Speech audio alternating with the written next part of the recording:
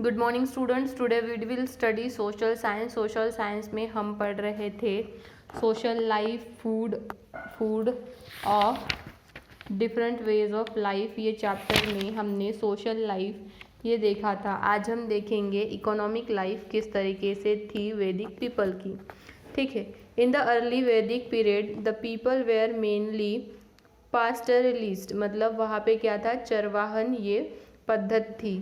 By the later Vedic period, agriculture has become the main occupation of the people। और जैसे जैसे duration होते गया वैसे वैसे सबका ऑक्यूपेशन, मतलब सबका जो व्यवसाय था वो कौन सा बन गया, खेती करना।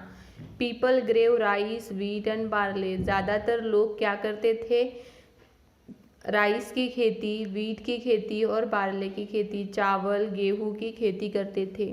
The fields were irrigated with water drawn from a well और चैनल्स। तो जो पानी है, पानी फार्म को किस तरीके से पुराया जाता था, जैसे कुआं है या चैनल से, जैसे खराती है, उस जैसे कोई पानी का स्टोरेज जो बनाया है उसमें क्या किया जाता था, पानी को पुराया जाता था। Iron was used as to make agriculture implements. और लोहे का इस्तेमाल सिकल मतलब खुराती बनाने के लिए, हल बनाने के लिए, प्लफ मतलब हल बनाने के लिए लोहे का इस्तेमाल किया जाता था। Bulls and the oxen were use to plough the fields. और हल जोतने के लिए जो बैल है वो यूज़ किए जाते थे। Since the people depended cows for the milk and the dung. तो उस वजह से क्या होता था कि लोग गाय के दूध और डंग, मतलब जो डंग पे क्या रहते थे, डिपेंड रहते थे। Cattle was considered important. और उस टाइम पे कैटल भी बहुत महत्वपूर्ण एक प्राणी था। Cattle rearing, hunting, fishing, metal work, carpentry, tanning, leather work were common occupation for normal people.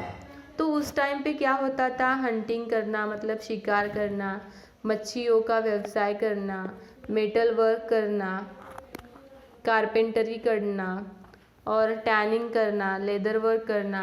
मतलब लेदर वर्क में क्या आता है, जैसे चप्पल, फुटवेयर वगैरह बनाना, ये सब व्यवसाय उस टाइम पे लोग करते थे। The surplus was a bartered. तो सरप्लस मतलब है आधिक्य, वॉज बार्टर्ड, बार्टर मतलब अदला फॉर द गुड्स। तो इसके लिए क्या होता था, जो भी कुछ उन्हें पैसे लगते थे वो देते थे। Cows were often used as a units of exchange. तो काउज जो रहते थे, गाय जो रहती थी, वो एक्सचेंज में क्या किया जाता था, जैसे कुछ लेना है एक्सचेंज में भी यूज़ करते थे। By later Vedic age and the ornaments known as nishka began to use as a common unit of much like a modern money. तो बाद में क्या हुआ कि जो भी वैदिक एज में जैसे कॉमन यूनिट में निष्का नामक ऑर्नामेंट यूज़ किया जाता था। तो इस तरीके से वैदिक एज में लोगों की इकोनॉमिक लाइफ थी। अभी इकोनॉमिक लाइफ हो गई, लेकिन अब रिलीजन किस तरीके से था, मतलब उनका धर्म किस तरीके से था, ये हमें देखना है। Religion in the early Vedic period the वैदिक people worship various forces of nature such as Agni. तो यहाँ पे क्या होता था कि वो लोग पुजारी थे, ज़्यादातर वो अग्नि मतलब फायर, आग की पूजा करते थे, इंद्रदेव की पूजा करते थे, मतलब कभी कभी बारिश आती थी वहाँ पूजा करना, सूर्य देवता की पूजा करते थे, पृथ्वी की पूजा करते थे और वायु की वो पूजा करते थे। These gods did not have the temples dedicated of them. Worship took the form reciting hymns, मतलब वहाँ पर वो क्या करते थे, भजन वगैरह बोलते थे। इन दी लैटर वैदिक एज, जैसे जैसे वैदिक एज बढ़ते गया, द वैदिक people began to worship Brahm and creator. तो वो किसकी पूजा करने लगे, Brahma and the creator Vishnu the protector and the Shiva the destroyer of the evil. Rituals become complex and people began believing to perform elaborate rituals yagnas to appease the God.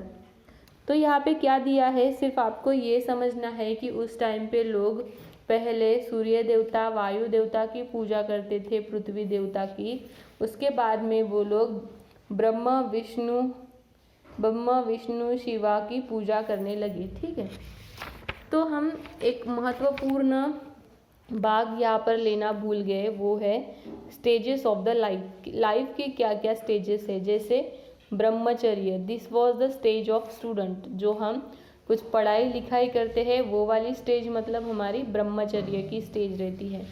दूसरी stage है हमारी गृहस्थ की। The next stage was that the गृहस्थ मतलब जो शादी करके अपने बच्चे बीवी को पालता है, संसार करता है, वह जीवन है गृहस्थ जीवन। तीसरा है वनप्रस्थ। In this stage people devoted themselves to prayer and meditation. तो इसमें क्या होता है कि लोग अपने आप को, खुद को मेडिटेशन में ढाल देते हैं और मेडिटेशन में ही पूरा गुन जाते हैं। नेक्स्ट है संन्यास। तो in this stage people live in a life of renunciation as a ascetic. मतलब इस स्टेज में क्या होता है, वो संन्यास ले लेते हैं, घर को त्याग देते हैं, परिवार को त्याग देते हैं, मोह माया को त्याग देते हैं। तो ये हमारी लाइफ की स्टेजेस है। और यहाँ पे दिया है गुरु किला सिस्टम। ड्यूरिंग द ब्रह्मचर्य stage of life the student stayed in the ashram and their teacher or guru. They were taught how to recite hymns from Vedas and the arts of warfare administration. तो यहाँ पे बताया है कि हम कौन से स्टेजेस में किस तरीके से जीवन अपना बिताते हैं।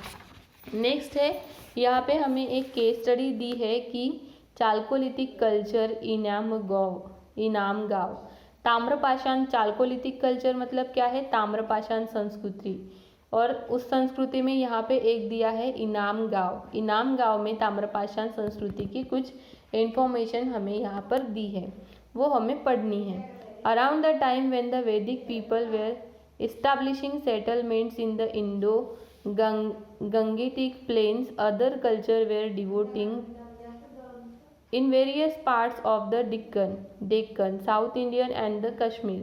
Many of these were Chalcolithic settlements with the people making tools out of both copper and stones.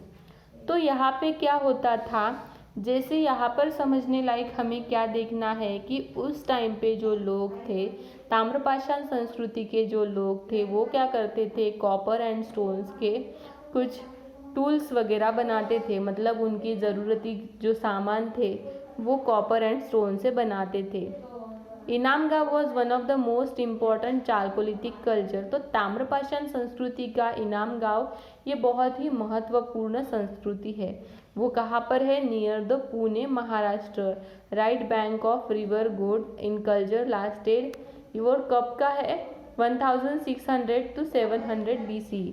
The settlement scene have been well planned, houses excavated and the grain indicating thriving agricultural economy.